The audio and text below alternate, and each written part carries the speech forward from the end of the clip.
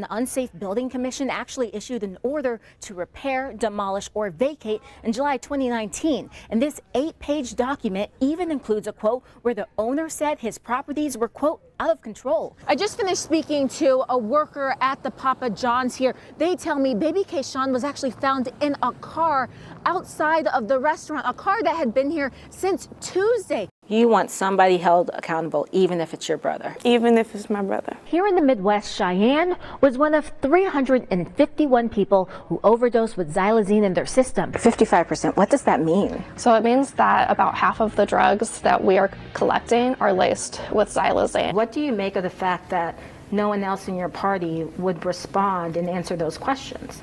I'm grieved. Senator Glick, can we just have you answer one question about what type of consequences do you think a woman or girl should face if they are found to have lied about rape or incest?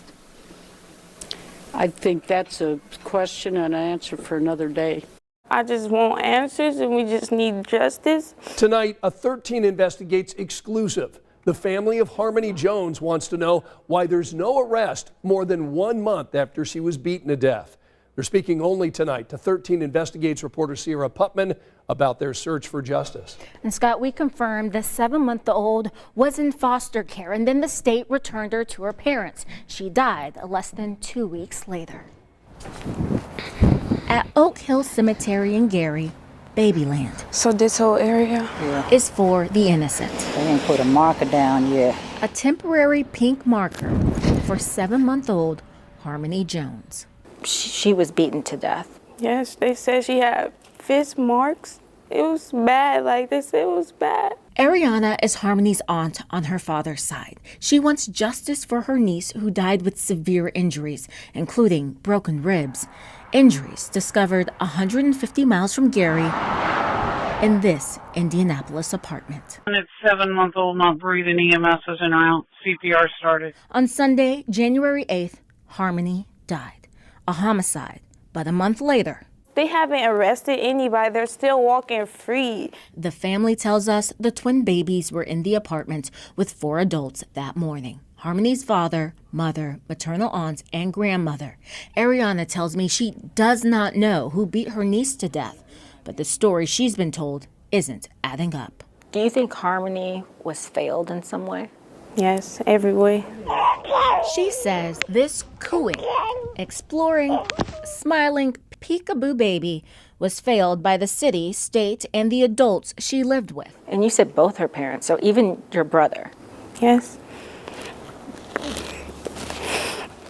It's just crazy because like they so innocent. Like how don't nobody know? So if nobody knows something and a 7-month-old baby is there, how is nobody getting charged? 13 Investigates was asking similar questions for weeks, submitting document and interview requests for anything releasable under state law. In January, we put in a request for Harmony's file. That month, a judge granted our request, but hours later, he denied it after learning IMPD is still investigating. We took our questions to IMPD. It's been a month. Why no arrest? These type of investigations are very difficult. They take a lot of extensive work.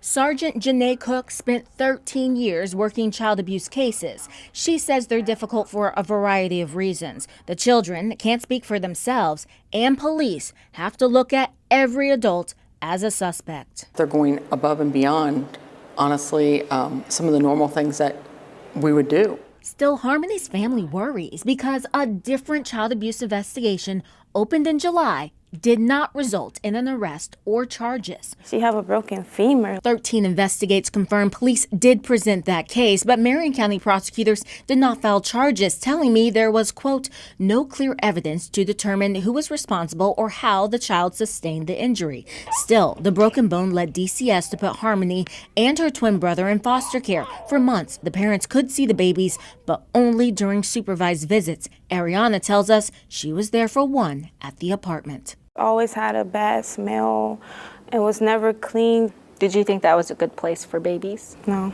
Which is why she was shocked to get this text from her brother on December 27th. Do you think the state made a mistake by returning the babies? Yes. A mistake she thinks cost Harmony her life. 12 days after reunification, the 7-month-old died. You want somebody held accountable, even if it's your brother. Even if it's my brother. Why is that so important to you? Family or not, if you know what you did, it's not right. Not right that Harmony is now laid to rest here instead of safe at home. Another question the family has and we have is what prompted DCS to return the twins to the parents. The father tells me he was overjoyed when he got his babies back, but even he wonders if that was the right move. Cierra Putman, 13 News. And for somebody to come in, pretend that they're going to help us. Vivian Collado has her hands full. A single mom of 3 kids with special needs.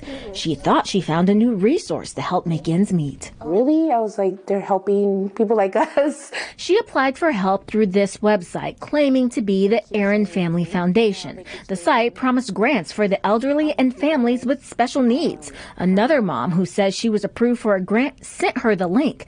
Vivian shared these messages with 13 Investigates, showing she was approved for $1,400. She waited and waited, but the money never came. They would have paid my rent and a couple of my bills, and we would have been okay. But now we're behind. No help. Instead, her son's Social Security check was rerouted to a different account. She caught it quickly after one check. This letter shows Social Security is investigating the fraud. Vivian realized she gave the website all the information a person would need to take the money. The pain that they just caused me, I wouldn't wish that on nobody.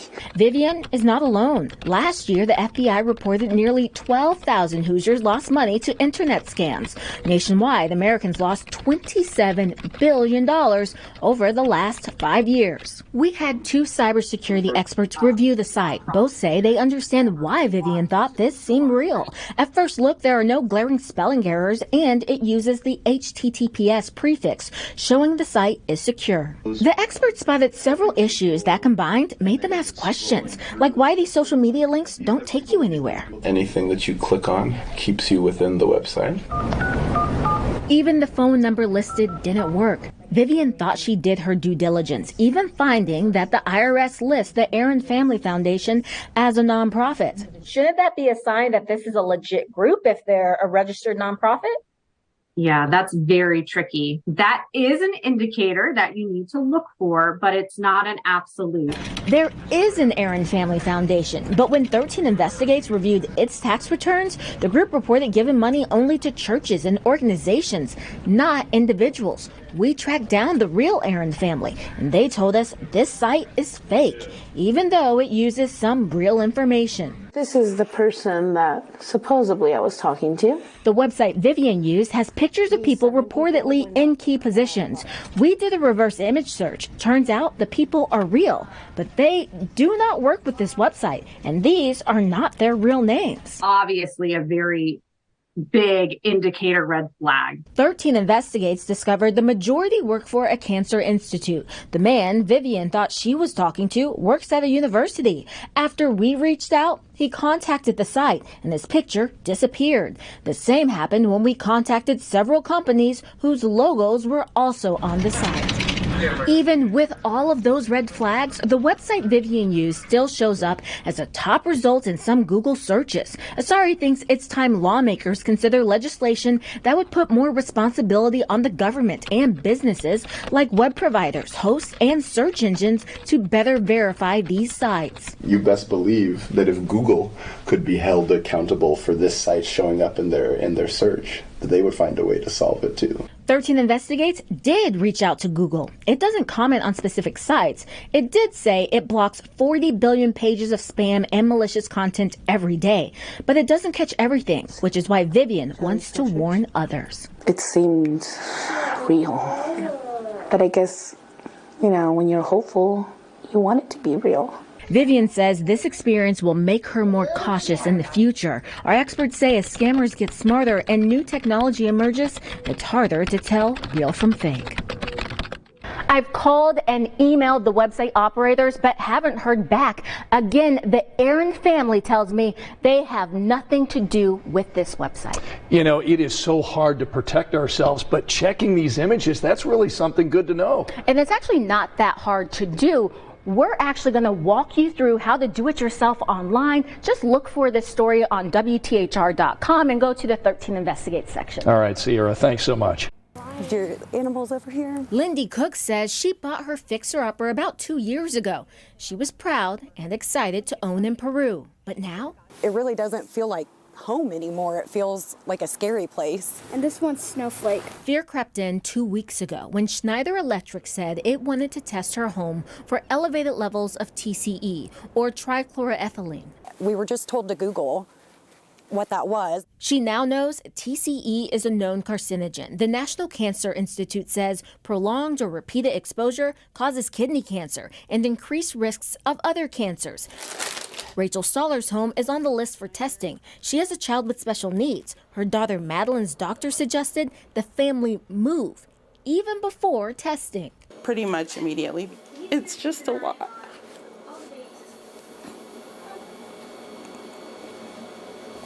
Finding a home for us is hard in this area. The environmental concerns stem from the manufacturing facility across the tracks. It used to house the Square D company, but is now owned by Schneider Electric.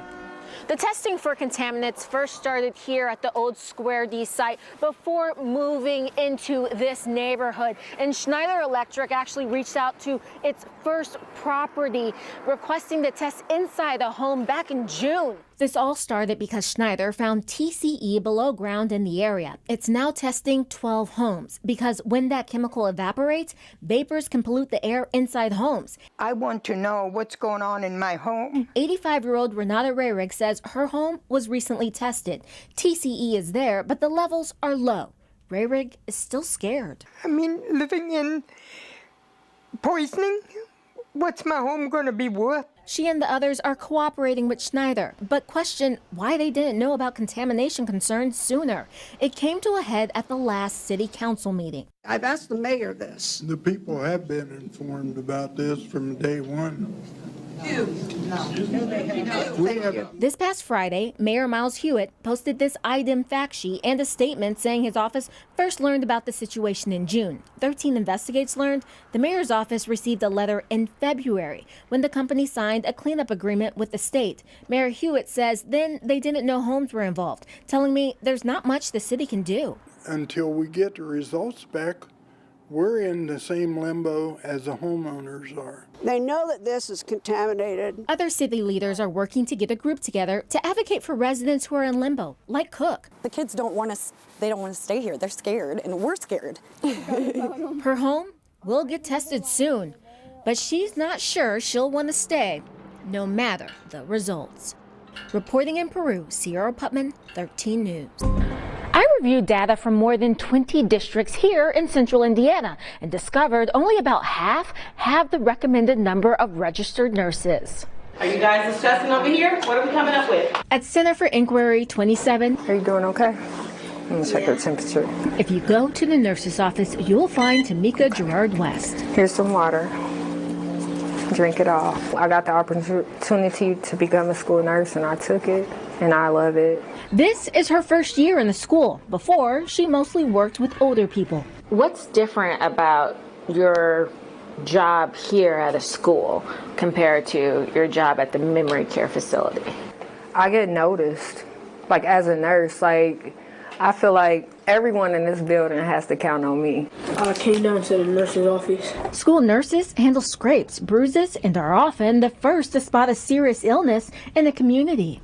There's a school nurse in this office every school day. Tamika only has to cover CFI 27, but that's not the case for other school nurses. Some, including in other districts, have to cover multiple schools.